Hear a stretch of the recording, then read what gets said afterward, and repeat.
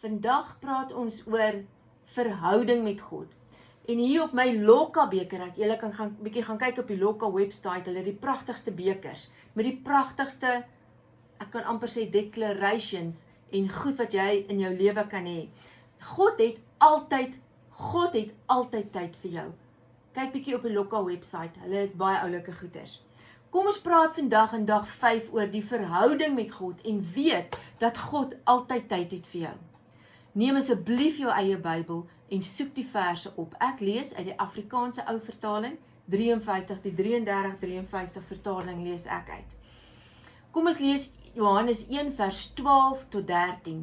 Maar almal wat hom aangeneem het, aan hulle het hy die mag gegee om kinders van God te word, aan hulle wat in sy naam glo, wat nie uit die bloed of uit die wil van die vlees of uit die wil van die man nie, maar uit God gebore is.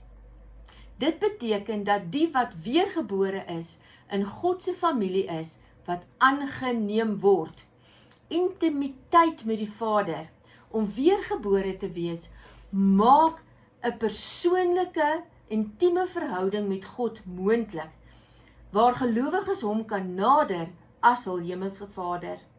Veranderde lewe, bekering, die proses van wedergebore, om wedergebore te wees, is die begin van bekering, 'n opregte wegdraai van sonde en draai na God. Handelinge 3 vers 19 sê, kom tot inkeer, bekeer julle, sodat julle sondes uitgewis kan word. Bekering en draai na God beteken draai om en draai na God 180 grade. Soos in daai lyntjie wat jy loop, draai om. Draai jou rug op die sonde, sodat jou sondes uitgewis kan word te tye van verkoeking en na die Here toe kan kom. Die belangrikheid van bekering. Die vers beklemtoon die noodsaaklikheid van bekering as die eerste stap na 'n geestelike vernuwing. Bekering behels die erkenning van die wegdraai van sonde wat 'n opregte verandering van hart en verstand aandui. Draai na God. Saam met bekering is daar 'n noodsaaklikheid om na God te draai. Dit beteken nie net wegdraai van sonde nie, maar ook 'n doelbewuste beweging na die verhouding met God om sy wil en leiding te omhels. Vergifnis van sondes. Die belofte wat volg op bekering en draai na God is die uitwissing van sondes. Dit verskaf versekering van God se vergifnis en sy bereidwilligheid om diegene wat opreg na hom toe kom, te reinig en te vernuwe. Tye van verkoeking wat na die Here kom, dit beteken, hy praat van tye van verkoeking en dit beteken wat na die Here kom, dit kan verstaan word as 'n geestelike vernuwing, vrede, verwissing, verfrissing, wat kan volg die opregte bekering en versoening met God. Dit dui op die herstelde verhouding met God en die gepaardgaande seëninge. As jy geseën wil wees, kom by God uit. Hoop op vernuwing. Die vers bied hoop op 'n nuwe begin. Dit verseker gelowiges dat ongeag hulle verlede, hul vergewe kan word en 'n vars begin kan ervaar deur God se genade. 'n Oproep tot aksie. Die vers is 'n oproep tot aksie wat gelowiges aanmoedig om aktief te bekeer en God te soek. Dit dui daarop dat transformasie en vernuwing doelbewuste inspanning en besluitneming vereis. Baie belangrik daai besluitneming, gaan ek dit doen of gaan ek dit nie doen nie. Ten slotte impliseer die vers dat bekering en draai na God deurlopende aspekte van geestelike en persoonlike groei is. Dit is voortdurende proses om jouself met God se wil in lyn te bring en sy verkwikkende teenwoordigheid in jou lewe te ervaar. Handelinge 3 vers 19 leer jou om die kritieke stappe van bekering en die draai na God vir die vergifnis van sonde en die geestelike vernuwing. Dit beklemtoon die hoop en verkwikking wat voortspruit uit die herstelde verhouding met God en moedig gelowiges aan om aktief sy genade en leiding te soek. 'n wedergebore gelowige se lewe word gekenmerk deur die vrug van die Heilige Gees, soos liefde, blydskap, vrede, geduld, vriendelikheid, goedheid, trou, sagmoedigheid en selfbeheersing, wat ons in Galasiërs 5 vers 22 tot 23 lees. Hierdie gedeelte beklemtoon die eienskappe van die Heilige Gees in die lewens van die gelowiges, wat dit gekweek word. Hierdie is 'n gedetailleerde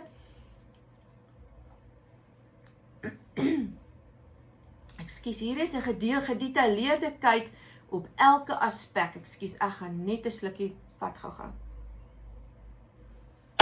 Liefde. Dit is die selflose, opofferende, onvoorwaardelike liefde, die agape liefde van God, wat onvoorwaardelik lief het.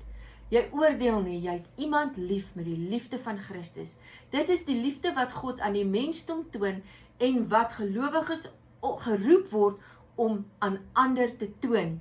Dit behels om ander se beloftes voor jou eie te stel en met deernis en sorg op te tree.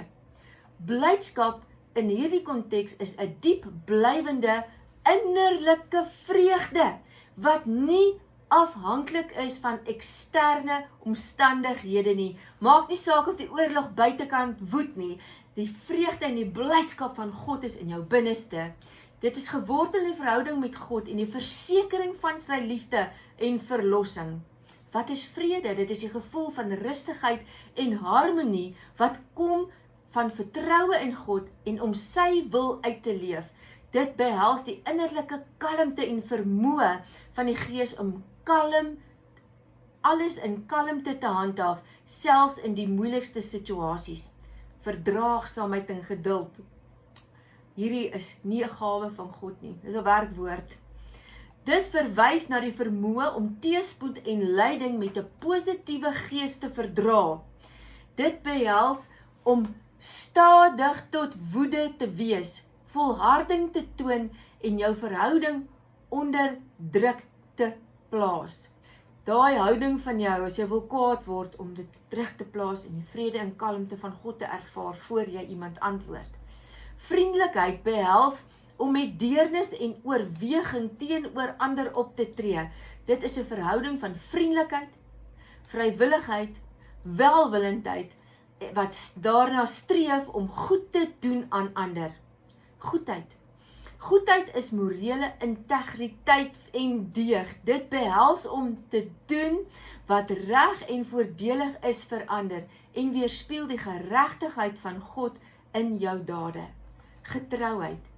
Dit verwys na lojaliteit, betroubaarheid en afhanklikheid.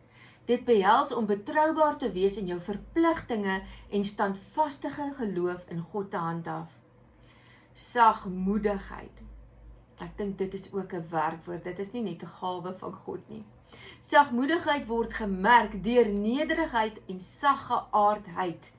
Dit behels om oorwoë, kalm en nie aggressief teenoor ander op te tree nie, en krag te toon deur 'n sagte geaardheid. Selfbeheersing is die vermoë om jou emosies, gedagtes en gedrag te reguleer in die gesig van versoekings en impulse. Dit behels dissipline en selfbeheersing, veral in die weerstaan van sondige begeertes. Karakterontwikkeling, hierdie eienskappe verteenwoordig die karaktertrekke wat in die lewe van 'n gelowige sigbaar behoort te wees. Hulle het die natuurlike gevolg van 'n lewe en ondersteuning van die Heilige Gees.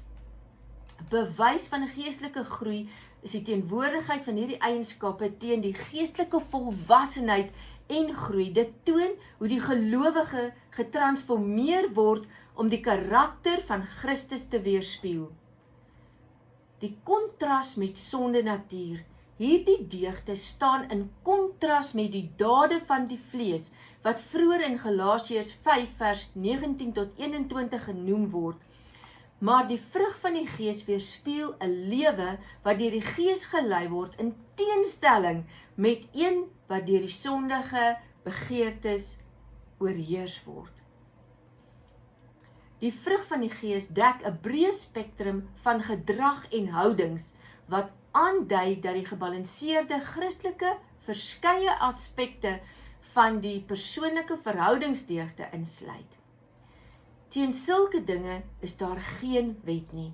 Beklemtoon dat hierdie deugde universeel prysenswaardig is en nie deur enige wet beperk word nie. Hulle is altyd voordelig en regverdig. In 'n neutedop, beklemtoon Galasiërs 5 vers 22 en 23 die eienskappe wat duidelik moet wees in die lewe van 'n gelowige wat deur die Heilige Gees gelei word. Hierdie deugde verteenwoordig die morele en etiese standaarde wat Christene geroep word om dit te beliggaam, wat die karakter van Christus in hulle daaglikse lewe weerspieël. Die hoop op die ewige lewe is om weergebore te word, bied die versekering van die ewige lewe. Jesus beloof dit in Johannes 3 vers 16, want so lief het God die wêreld gehad, dat hy sy enige gebore seun gestuur het, dat niemand verlore moet gaan nie, maar dat almal die ewige lewe kan beerwe.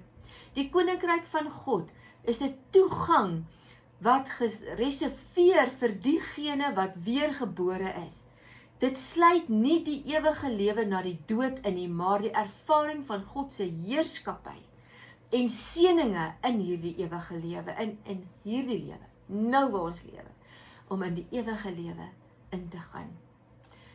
Jy geloof in Jesus, die Seun van God, wat vir jou sondes gesterf het en opgestaan het, wat in Johannes 3 vers 16 omvat hierdie geloof, bely en bekeer, wil ek vandag vir jou sê, bely jou sondes en bekeer jou, want Romeine 10 vers 9 tot 10 verduidelik, as jy met jou mond bely, Romeine 10 vers 9 tot 10 verduidelik het baie mooi, as jy met jou mond bely dat Jesus Christus Here is, en met jou hart glo, dat hy uit die dode opgewek is, sal jy gered word. Ontvang Jesus as jou redder en Here. Nooi Jesus in jou lewe om jou Here en redder te wees. Dit is 'n persoonlike besluit wat jou lewe behels om hom te volg. Moenie nou opgee nie, hou aan. In Romeine 8 vers 11 en 14, as dieselfde Gees wat Jesus uit die dode opgewek het in jou woon, dan sal jy ook lewe. Gee aan jou sterflike liggame deur sy indwelling van sy Gees. Diegene wat deur die Gees van God gelei word erken as sy kinders. Mag jy nie moed opgee nie. Mag jy aanhou, absoluut aanhou en Jesus Christus soek en nie een oomblik ophou nie. Mag jy ander mense van Jesus vertel, sodat hulle ook tot inkeer sal kom. Deur die woord van jou getuienis sal ander mense tot inkeer kom. Sien jou in dag 6.